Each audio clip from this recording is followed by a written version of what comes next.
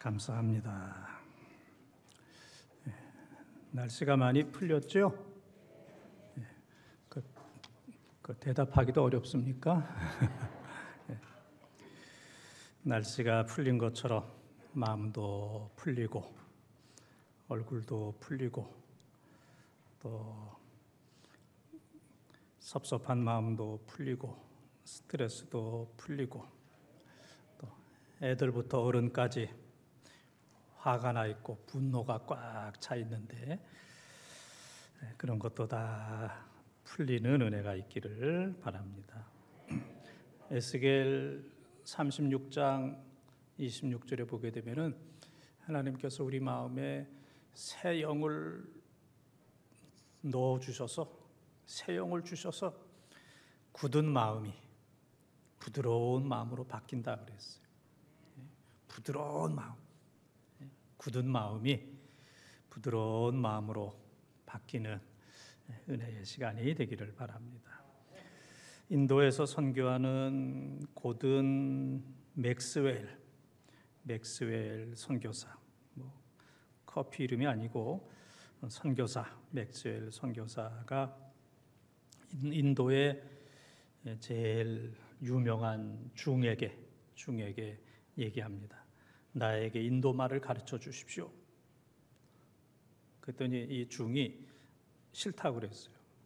그래서 이 맥스웰 선교사가 나 예수 믿으라고 선교도 안 하고 전도도 안 하고 교회 가자는 얘기도 안 하고 하나님 얘기도 안 할 테니까 그냥 인도 말만 가르쳐 달라. 그랬더니 싫다고 그랬어요. 왜냐하면 당신과 가까이 지내면서 예수를 믿지 않는 사람은 없을 겁니다. 그러니까 이 중이 목사를 딱 알아보는 거예요. 맥스웰 선교사를 당신과 가까이 하면서 예수 믿지 않을 사람이 어디 있겠습니까?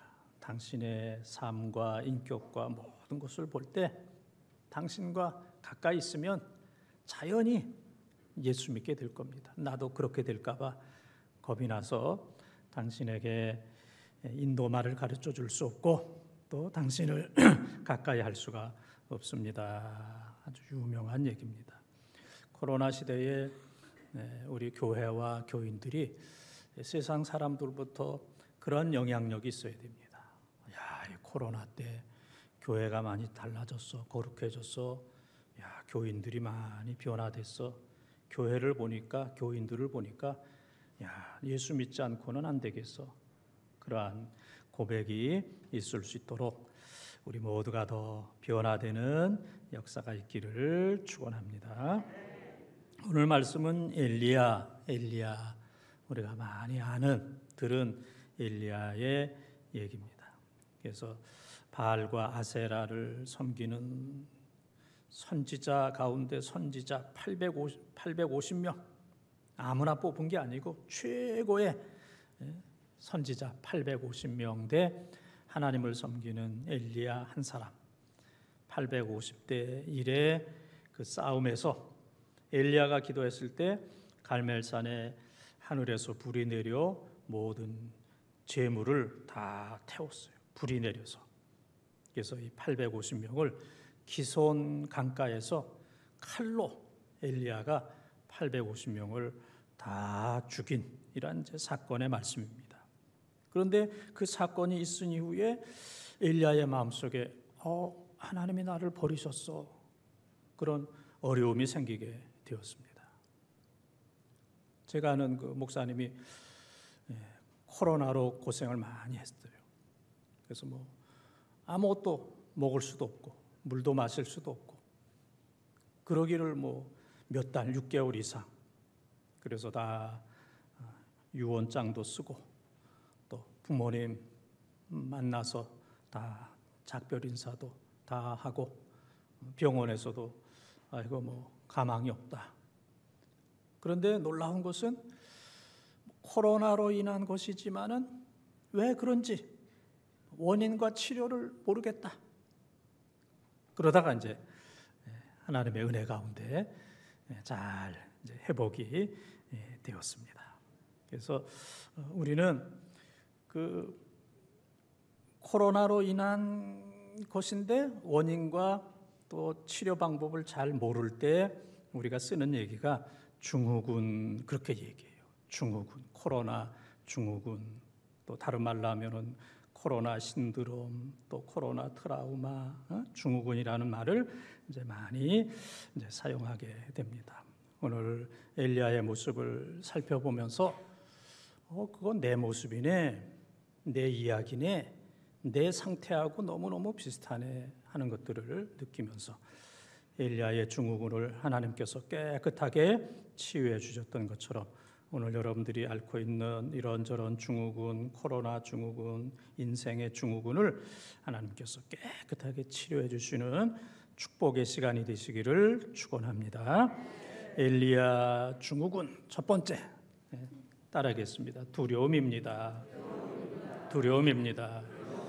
1절에서 3절까지 통독합니다. 아합이 엘리야가 행한 모든 일과 그가 어떻게 모든 선지자를 칼로 죽였는지를 이세벨에게 말하니 이세벨이 사신을 엘리야에게 보내어 이르되 내가 내일 이맘때에는 반드시 네 생명을 저 사람들 중 한 사람의 생명과 같게 하리라.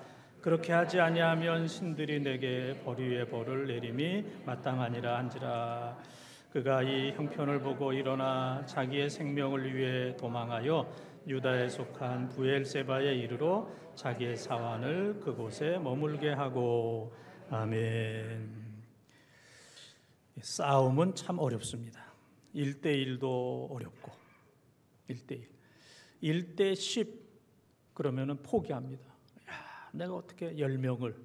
근데 엘리야는 1대 850명. 이건 뭐 어리석은 싸움이죠. 그런데 하나님이 함께 하심으로 갈멜산에서 큰 엄청난 정말 전설적인 그러한 승리를 거두게 되었습니다. 그래서 뭐 성경에 나타나 있지는 않지만 이 승리를 거뒀을 때에 엘리야의 마음이 그랬을 거예요. 야, 이제 아합 왕이 내 앞에 무릎을 꿇을 것이다. 왕이 무릎을 꿇을 것이다. 또, 이 백성들이 나를 영웅으로 만들 것이다. 백성들이 엘리야 영웅으로 만들 것이다. 그리고 하나님께서 각양각색의 놀라운, 정말 전무후무한 놀라운 그러한 복을 나에게 내릴 것이다. 이제 나는 고생 끝, 뭐 시작? 행복 시작.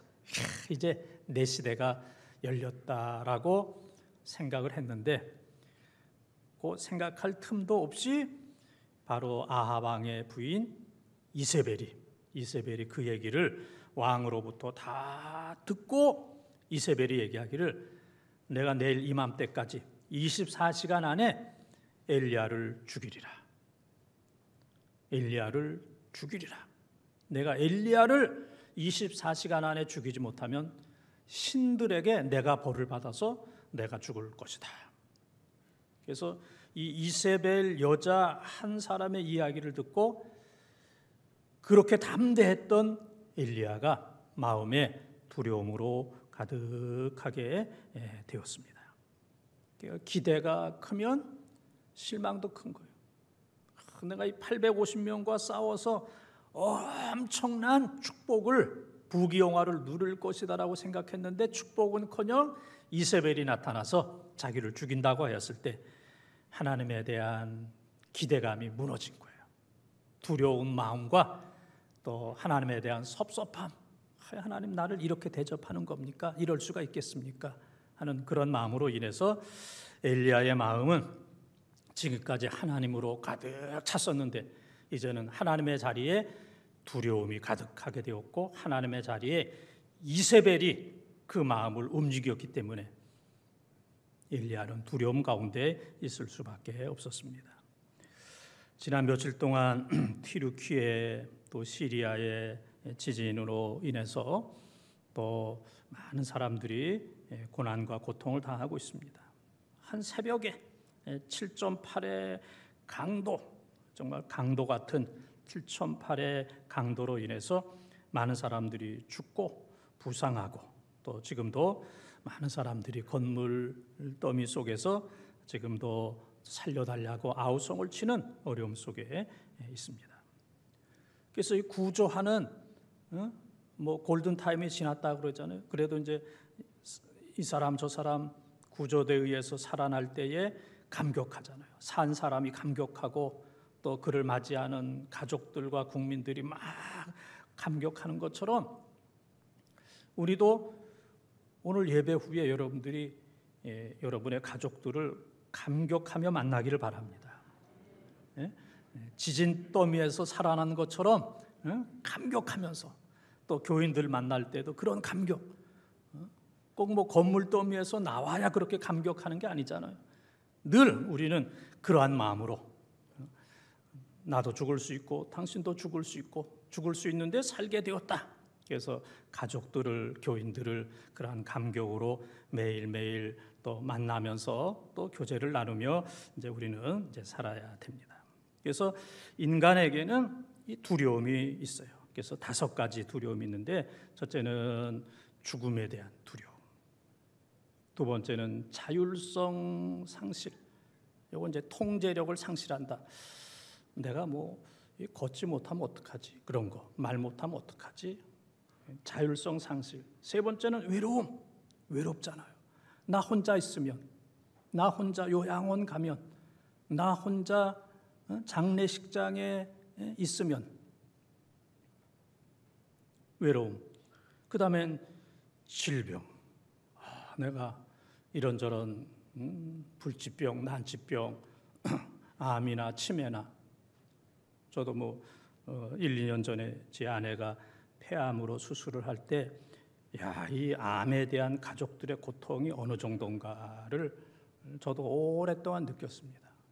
암이라고 하는 그 순간부터 본인과 가족들이 겪는 그 고통이라고 하는 것은 이건 뭐 말로 다 할 수 없네요. 질병, 그 다음에는 굴욕, 사람 앞에, 물질 앞에, 또 모든 것 앞에 무릎을 꿇어야 된다는 이러한 모든 것들이 다 이제 두려움입니다.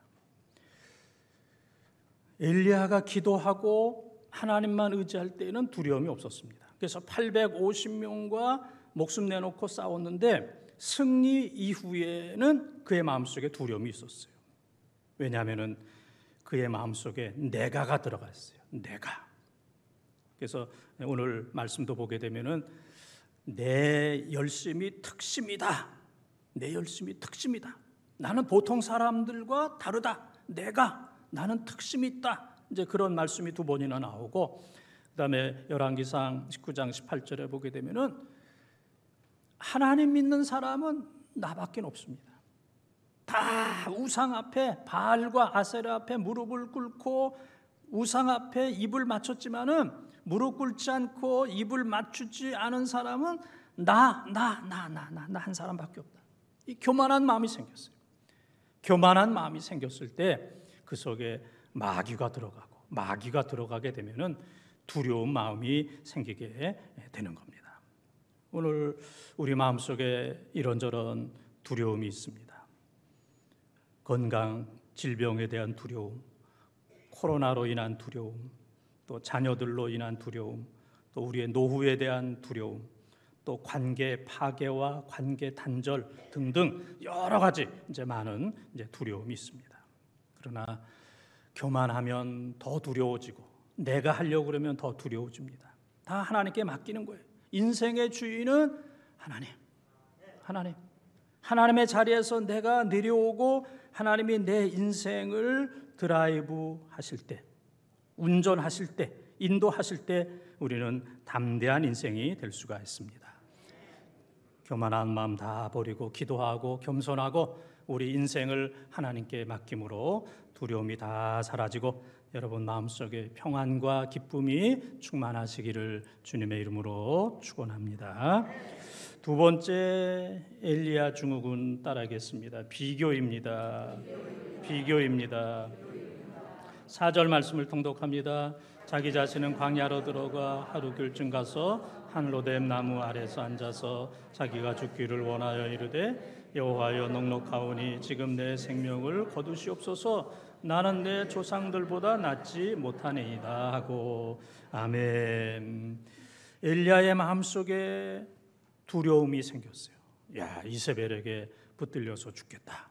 이세벨이 하루 사이에 자기를 붙들어서 엘리야가 칼로 850명을 죽인 것처럼 그대로 칼로 엘리야를 죽이겠다고 그랬는데 이세벨이 너무 두려워서 광야로 도망을 가게 되었습니다. 그래서 이 광야의 그 로뎀나무는 한 2m 정도 되는 비바람과 햇빛을 잘 막아주는 그런 그 로뎀나무 밑에서 누워서 그는 하나님 앞에 이제 투정을 부립니다. 내가 죽기를 원합니다. 하나님, 내 생명을 거두시옵소서. 그렇게 하나님을 향하여 투정을 하고 있습니다.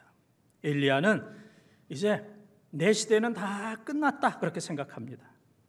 차라리 내가 하나님을 위해서 이렇게 엄청난 일을 했는데 내가 이런 신세가 된다면 차라리 죽는 것이 낫습니다. 하나님 너무 섭섭합니다.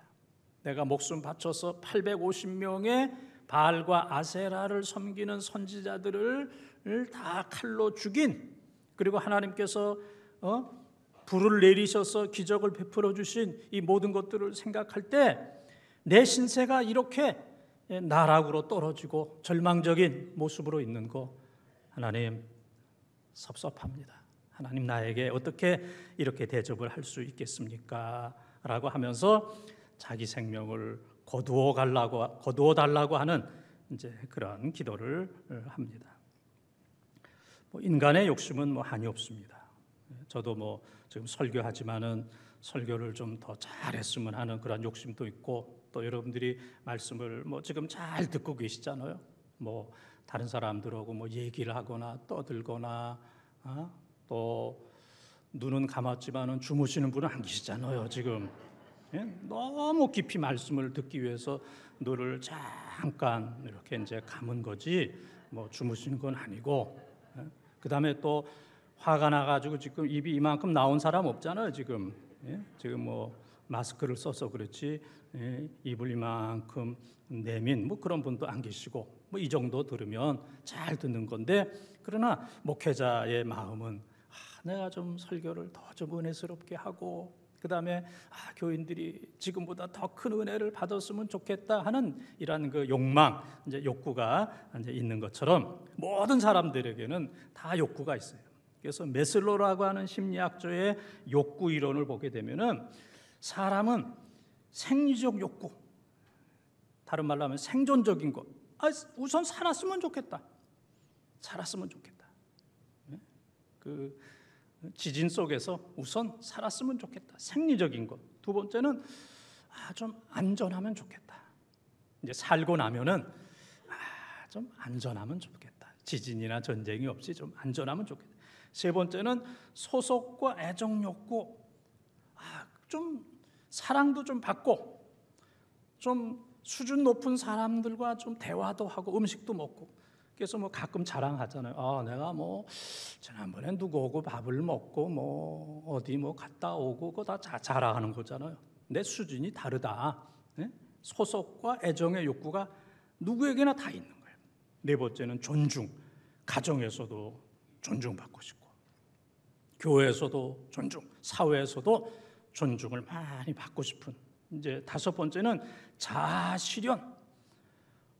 내가 누구 위해서 그냥 평생 희생하는 게 아니고 좀 내 뜻대로, 내 멋대로, 나 하고 싶은 대로 좀 멋있게.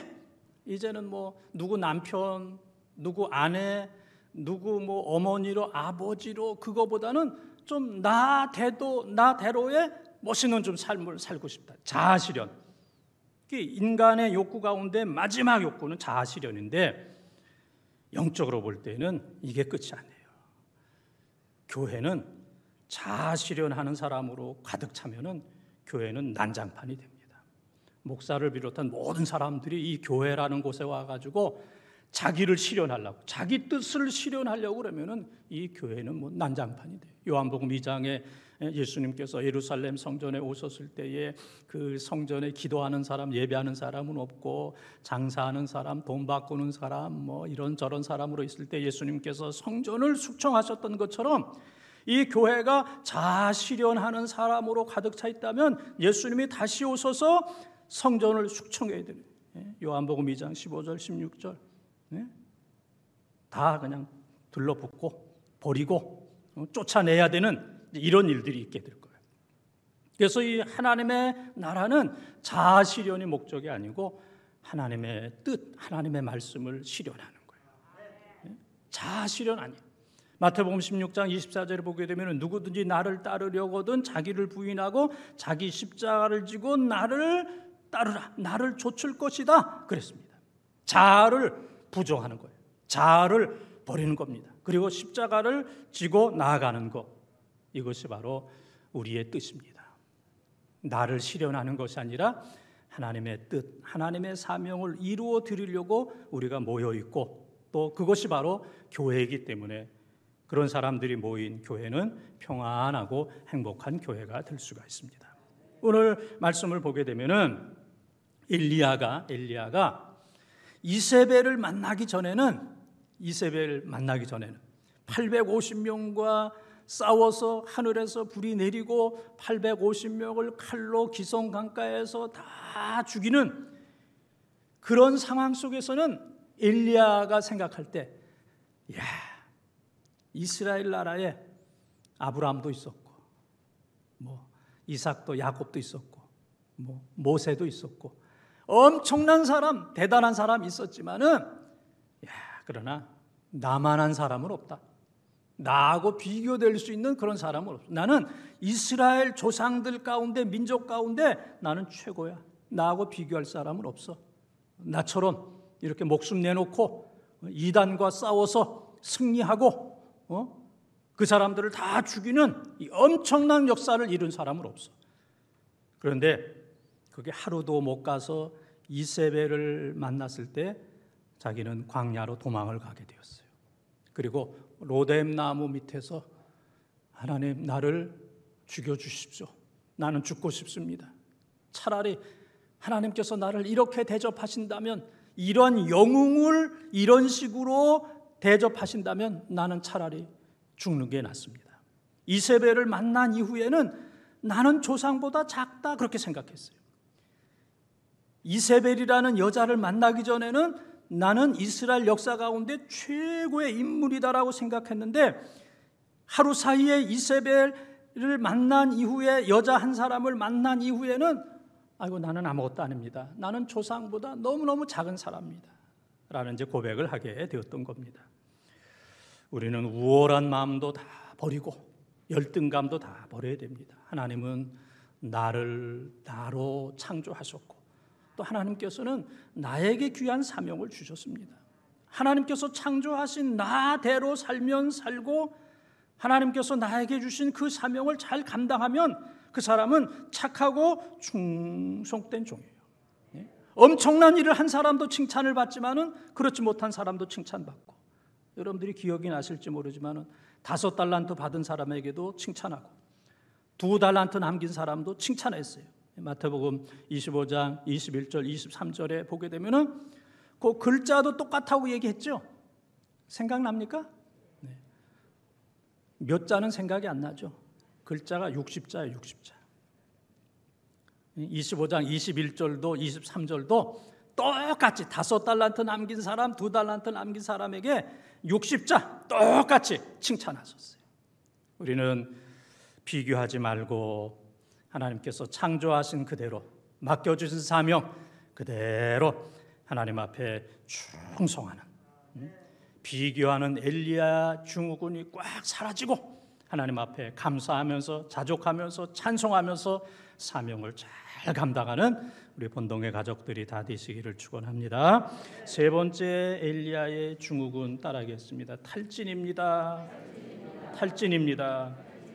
5절에서 8절까지 읽습니다. 로뎀나무 아래에 누워 자더니 천사가 그를 어루만지며 그에게 이르되 일어나서 먹으라 하는지라. 본즉 머리맡에 숯불에 구운 떡과 한 병 물이 있더라. 이에 먹고 마시고 다시 누웠더니 여호와의 천사가 또 다시 와서 어루만지며 이르되 일어나 먹으라 내가 갈 길을 다 가지 못할까 하노라 하는지라. 이에 일어나 먹고 마시고 그 음식물의 심을 의지하여 40주 40야를 가서 하나님의 산 호렙에 이르니라. 아멘. 로뎀나무 아래 누워 있으면서 내 생명을 거두어 가시옵소서, 나를 죽여 주시옵소서. 그때마다 하나님께서 응답하시면 엘리야는 없을 것이고, 또 여러분들이 힘들고 어려울 때 하나님, 그냥 하나님 앞에 가기를 원합니다, 나를 죽여 주시옵소서. 그때마다 응답해 주셨다면 여기 교인 하나도 없을 겁니다. 살아남을 사람 한 사람도 없을 거예요. 엘리야가 두려움과 섭섭한 마음에서 하나님 내 생명을 거두어 가시옵소서라고 기도했지만은 오늘 말씀에 보게 되면은 하나님께서 5절과 7절에 보면은 두 번이나 천사를 통해서 어루만져 주십니다. 어머니가 어루만져도 좋은데 하나님의 천사가 하나님께서 천사를 통해서 이 엘리야를 두 번씩이나 어루만져 주셨어요. 그리고 어루만져 주실 뿐만 아니라 하나님께서 예비하신 구운 떡과 물 한 병을 준비하셔서 엘리야로 하여금 먹게 해서 엘리야에게 힘을 공급해 주셨던 겁니다. 떡과 물은 영적으로 해석하게 된다면 예수님의 살과 피를 먹여 주심으로 새 힘을 얻을 수 있도록 하나님께서 은혜를 베풀어 주셨습니다. 야고보서에 보게 되면 엘리야는 우리와 똑같은 성정을 가졌다고 그랬어요. 우리와 똑같은 성품을 가진 사람이에요. 그렇기 때문에 엘리야도 탈진이 되는 거예요. 엘리야는 하나님이 아닙니다. 엄청난 일을 했지만 하나님이 아니에요. 여전히 인간입니다. 엘리야에게도 탈진이 찾아왔던 것처럼 오늘 우리에게도 탈진이 찾아옵니다. 직장일, 사업일, 돈 버느냐고 얼마나 힘듭니까? 교회에서 평생 봉사하느냐고 얼마나 힘듭니까? 가정에서 얼마나 힘이 들어요. 남편과 아버지가 돈 벌어와도 계속해서 벌어와도 끝이 없습니다. 그만 벌어와라 그런 게 없잖아요. 더 벌어와라. 더. 이게 끝이 없습니다. 설거지 살림 해도 끝이 없고 더 탈진되는 겁니다. 또 코로나 이런저런 어려움으로 인해서 많은 사람들이 너무너무 엘리야의 탈진 상태처럼 다 누워있는 이런 어려움 속에 있는 겁니다. 그때 하나님께서 엘리야를 두 번에 걸쳐서 어루만져 주시고 떡과 그리고 생수를 주셔서 엘리야를 일어나게 하셨던 것처럼 오늘도 하나님께서는 주의를 통해서 우리를 어루만져 주시고 말씀을 통해서 기도를 통해서 봉사를 통해서 우리들에게 떡을 먹여주시고 생수를 주셔서 우리로 하여금 기운을 차리게 하시고 일어나게 하시는 줄 믿습니다. 미국의 캘리포니아 대학의 메라비언이라고 하는 아주 유명한 교수, 이분은 대화에 대한 전문가입니다. 대화를 연구하는, 사람들이 말하는 대화에 대해서 아주 세계적으로 연구한 그런 사람이에요. 이 사람이 얘기하기를 대화의 내용이 중요하다. 또 대화하는 장소가 중요하다. 또 대화하는 시간이 중요하다. 이게 너무 짧아도 안 되고 대화하는데 그냥 수십 시간씩 하게 되면은 얼마나 힘들겠어요. 시간도 중요하고 대화하는 억양, 말투, 이러한 그 모든 것들이 다 중요하다. 중요하다. 그런데 가장 중요한 것 두 개, 그 중에 하나는 대화에 있어서 중요한 것은 부드러운 음성이 중요하다. 내용보다도 부드러운 음성, 이게 사람들을 감동시키는 거예요. 부드러운 음성. 제 목소리 부드럽죠? 예? 부드럽죠? 부드러운 음성. 두 번째 중요한 것은 웃는 얼굴. 웃는 얼굴. 대화에 있어서 수천 가지 중요한 것들이 너무너무 많이 있지만은 그것을 요약해서 가장 중요한 감동적인 대화를 만드는 것은 부드러운 음성. 두 번째는 웃는 얼굴. 여기에 감동이 되는 거예요. 부드러운 음성과 웃는 얼굴이 여러분 가정에 가득하기를 바랍니다. 또 부드러운 음성과 웃는 얼굴이 우리 교회에 가득하기를 바랍니다. 그러면 가족들이 감동이 될 것이고, 감동받은 가족들이 교회에 나오게 된다면 모든 교인들이 감동을 받게 될 것이고, 교회에서 감동받은 사람들이 가정에 가면 가정이 감동이 되고, 가정에서 감동된 사람들이 교회에 오면 교회가 감동이 되는 줄 믿습니다. 우리에게는 이러한 것이 필요해요. 부드러운 음성이 필요하고 웃는 얼굴이 필요합니다. 이것 없으면 우리는 다 지금 탈진된 상태에서 일어날 수가 없습니다. 가정에서도 일어날 수가 없어요. 부드러운 음성과 웃는 얼굴이 없으면 가정에서 다 누워있는 겁니다. 다 시신이 되고 송장이 되는 겁니다. 교회 안에 부드러운 음성과 웃는 얼굴이 없으면 교회 안에서 일어날 수가 없어요. 하나님의 어루만져 주심과 하나님께서 떡과 물을 공급해 주시는 이것이 없으면 우리는 다 죽을 수밖에 없습니다. 그래서 하나님께서 엘리야를 2번이나 어루만져 주시고 또 구운 떡과 물을 먹여 주셨을 때 엘리야가 힘을 얻어서 브엘세바 광야에서 일어나 다시 호렙산, 이 사명의 산 호렙산에 걸어갈 수 있도록 40주 40야를 40일 동안 밤낮으로 걸어갈 수 있도록 하나님께서 은혜를 베풀어 주셨습니다. 사랑하는 번동 가족 여러분, 엘리야 증후군처럼 우리 모두에게는 코로나 증후군이 있습니다. 이 3년 기간 동안 우리 마음속에 엘리야처럼 두려움이 있어요. 또 우리 마음속에 비교가 있어요. 누구는 잘 됐대는데, 돈 벌었대는데, 이 비교, 이것 때문에 상대적인 박탈감 속에서 우리는 너무 가난해지고 초라해지고 작아져가고 있습니다. 나 같은 것은 차라리 이건 뭐 부모도 아니고 교인도 아니고 이건 뭐 살아있을 가치도 없다. 이 비교로 인해서 많은 사람들이 자살에 대한, 살인에 대한 충동감을 가지고 있는 겁니다. 그 다음에 이 코로나 3년으로 인해서 모두가 다 탈진됐습니다.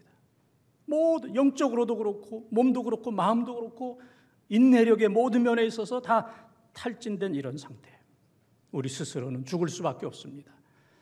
우리 모두를, 이러한 상태에 있는 우리들을 하나님이 어루만져 주시기를 바랍니다.